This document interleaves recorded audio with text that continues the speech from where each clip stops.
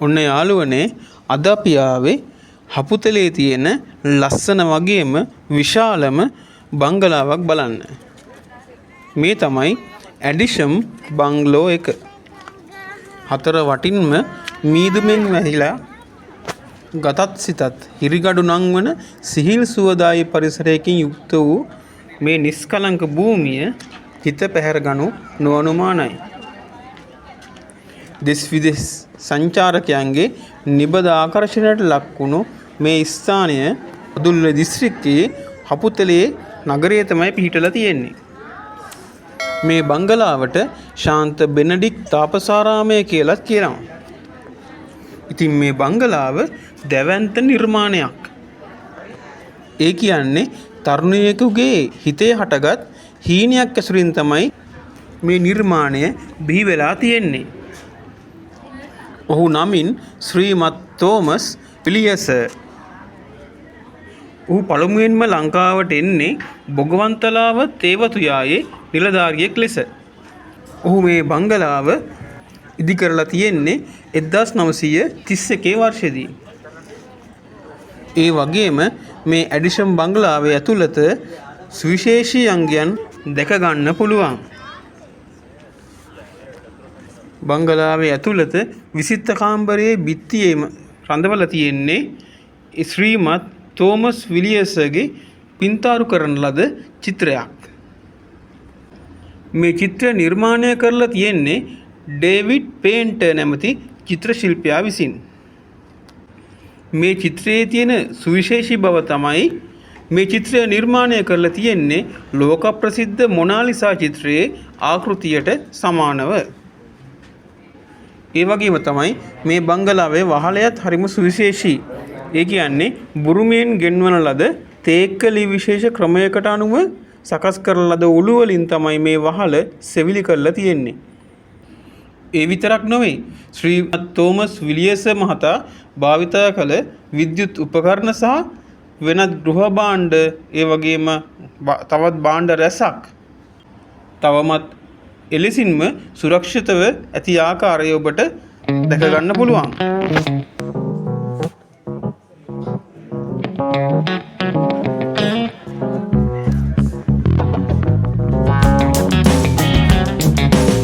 මේ බංගලාවේ තියෙන තවත් සුවිශේෂී ස්ථානයක් තමයි බොයිලේරුව පිහිටි කාමරය.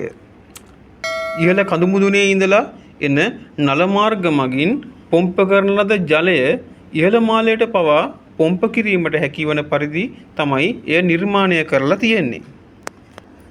ඒ වගේම වහලේ තියෙන සුළං කවුළු මගින් එන වාතය නල මාර්ග මගින් බංගලාව ඇතුළට ඇති උදුන වෙත ගෙනවිත් කාමර උණුසුම් කරන ක්‍රමවේදයක් අතීතයේ පැවති බව මේ මගින් දැක ගන්න පුළුවන්.